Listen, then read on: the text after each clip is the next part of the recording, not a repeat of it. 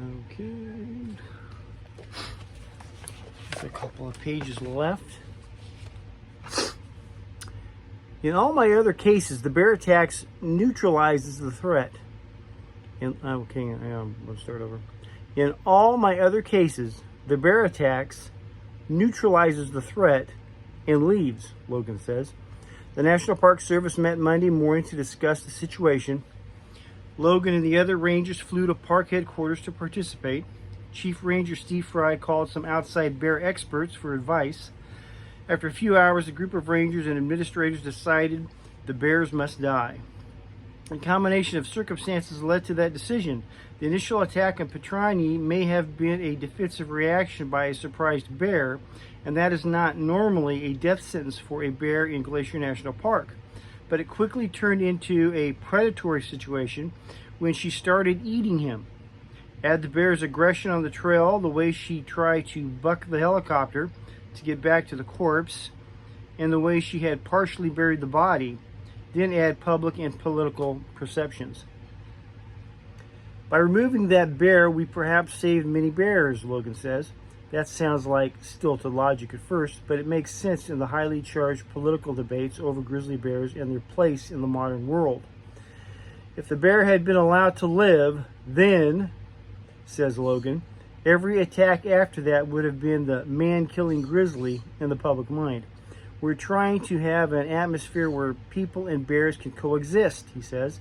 But having a bear around that has earned a food reward by killing a person is not consistent with what we want to achieve here.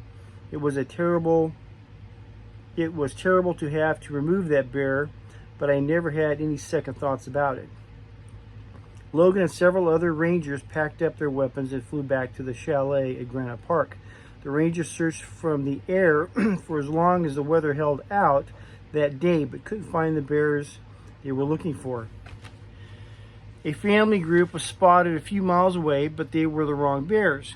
That night, snow fell, and by the next morning, day 4 of the incident, a couple of inches of fresh dust coated the high country. Kruger flew in part of a rancid deer carcass to use as bait, carrying it in a sling beneath the helicopter. Rangers on the ground had to adjust the bait, manipulating the smell carcass and knowing there were hungry grizzlies in the area. Later that afternoon, a large chocolate-colored grizzly came in, sniffed the bait, and disappeared with the whole bundle in less than 5 seconds as rangers watched through binoculars. Bait would be staked to the ground in the future. Live and learn. The hunt was marked with frustration. Several snares were set and baited with more deer carcasses, but they didn't do the job. The rangers caught a grizzly one day, but he was the wrong animal, a sub-adult male, so they let him go. Bear biologists with the Montana Department of Fish, Wildlife, and Parks flew in to help. Bear sign was everywhere. Rangers on foot patrol found tracks of the bear family in one of the places where Petrani's body had lain, along with the trail where he had been dragged and in nearby meadows. They found places where bears had rototilled their previous day's footsteps as they dug up roots. Rangers spotted the bears a couple of times over the next several days, but nobody could get a shot at them. It wasn't until October 11th, day 9 of the incident, that they were finally killed. Kruger had spotted them while shuttling rangers in and out of the chalet area.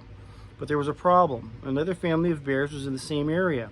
The rangers had to make sure they were shooting the right bears. So Logan and Ranger Reggie Altop climbed in the helicopter and buzzed over the bears several times until Logan saw what he was looking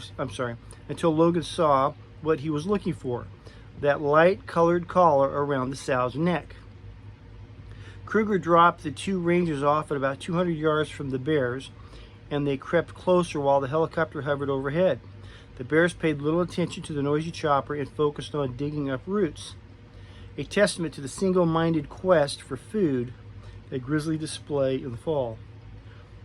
When the rangers approached within 100 yards, they took careful aim at the feeding sow with their 300 HH Magnum rifles.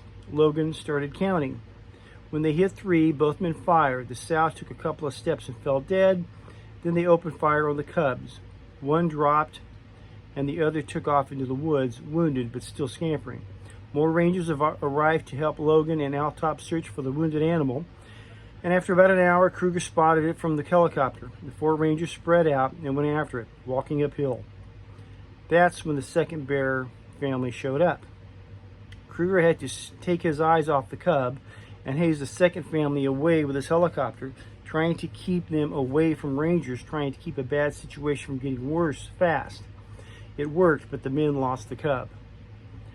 Kruger, always sharp-eyed, spotted the cub later in the day with a spotting scope that was set up at the chalet. It had come back to the area where its mother had died, wounded and alone. Kruger flew Steve Fry and another ranger to the area. It was almost dark by then, but they walked into a thick stand of trees and finished the animal off with a final shot.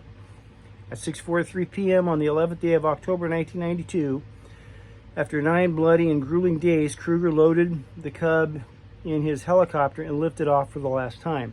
The whole unpleasant business was finally over.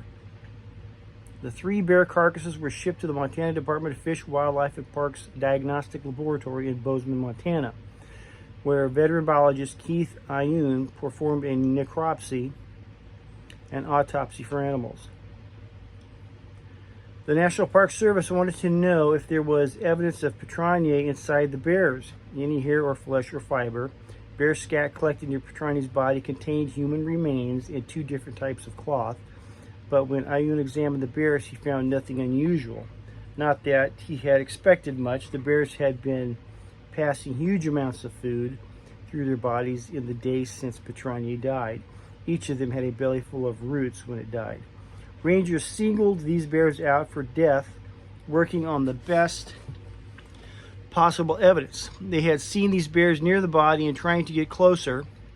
There was no other family group in the area with cubs that size, but had they killed Petraniae? The rangers were sure, but they wanted scientific evidence, something to remove absolutely all doubt about whether they had killed the right bears. Ayun couldn't give it to them. Well, they definitely probably ate him. They may not have done the killing. There was no evidence in the stomach or gastrointestinal tract which can confirm the presence of the bears at the scene of Petraniae's death. A niggling doubt would remain forever, and that's the kind of thing that can bother a park ranger. People don't sign up to be rangers because they enjoy killing grizzly bears. It's beyond a reasonable doubt, says Glacier spokeswoman Amy Vanderbilt, whose husband Gary Moses helped investigate the incident, but will never be able to absolutely verify it. Ayun did, however, provide some information about the bears. The sow was at least 15 years old, in good general health, and weighed 251 pounds. She harbored a normal load of parasites, was 74 inches long, and carried a layer of fat an inch thick along her back, indicating she was only in moderate shape. Bears often have 2 to 4 inches of fat along their backs at the time of year. Her 2 cubs, both females, weighed 39 pounds and 50 pounds. The sow's left front foot had been injured recently, which could have caused an attitude problem, but the most interesting thing I found was in her mouth, deep cavities in her molars. They had to be very painful, Ayun says, plus one of her front teeth had rotted away almost entirely. Did a constant and severe toothache make the bear more cantankerous? Ayun, who has studied grizzlies for years, thinks it probably did. Well, until they learn to talk, we won't be able to figure this out. But why did she run away from Buck Wild as he ate breakfast, then attack Petraniae twice and feed on him? Seeing Wild was probably no surprise to her. She knew the area, knew the people were often seen in the campground and cooking area. This man has no way of knowing this. Whether she first saw Petraniae on the trail or in the woods, it likely was a surprise encounter.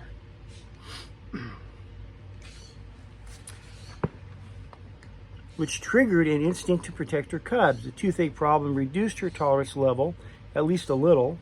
That, combined with her intense focus on calories prior to denning for the winter, could have triggered some kind of switch that made her see Petraniae as food rather than a nuisance or a threat. Made her attack a second time and begin to eat him. Buck Wild says it took him 5 years before he could talk about the incident with any comfort. When the helicopter took him to the park headquarters, rangers interviewed him again and then repeated Logan's earlier advice to give some psychological counseling. To make sure from a shrink point of view that everything was not, to make sure from a shrink point of view that everything was sort of okay, is the way Wild put it. He declined.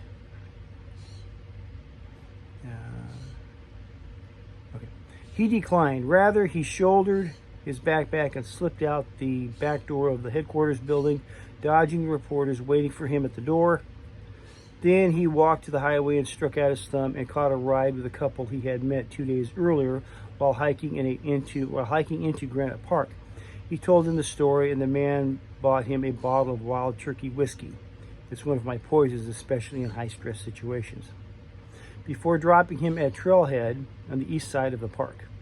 Wild was seeking his own mental therapy. I decided I was going back into bear country.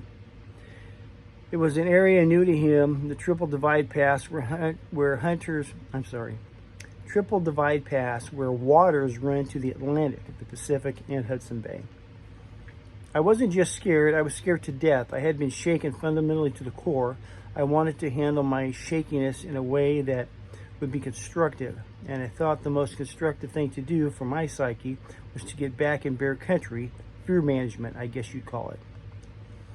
He had other scares since then, a couple more charges by grizzlies and a canoe wreck that left him stranded on an island in the raging North Fork of the Flathead River for 6 days. He doesn't like to talk about that one much either, for the same reasons he avoided talking much about the Patrani incident. It's taken me 5 years to get to the point where I'm ready to do that. You get kind of weird when you spend as much time in the woods as I do. I understand firsthand what is meant by the word taboo. Taboos are things that the Native Americans dealt with in special terms by whispering or whatever. He's still a little uncomfortable talking about it. It brings things back, he says, and he wants to treat the situation with respect for the bears and for Patrani's family. And there was another matter. Call it practical spirituality. Long-term physical survival in the wilderness depends on having the right attitude, Wild believes. I felt that if I didn't give the situation enough respect spiritually and with all that time I'd spend in bear country, that the bears would get me. That sounds pretty weird, but it's really the way I look at it. One thing you should get is that I was scared shitless. It scared me enough to make it very special. He says he doesn't expect people to understand him, but he believes what he believes. It's important to him. The trip into Triple Divide Pass lasted 5 days. He saw lots of bear sign, track, and evidence of fresh digging, but he didn't see a bear during the whole trip. And today he's comfortable in the woods. Put yourself in Buck Wild's shoes. What would you have done? That's the end of that. 13 minutes. The next one we'll be getting into the next video is Big Trouble in Banff. I think that's how they say that. Love you. God bless.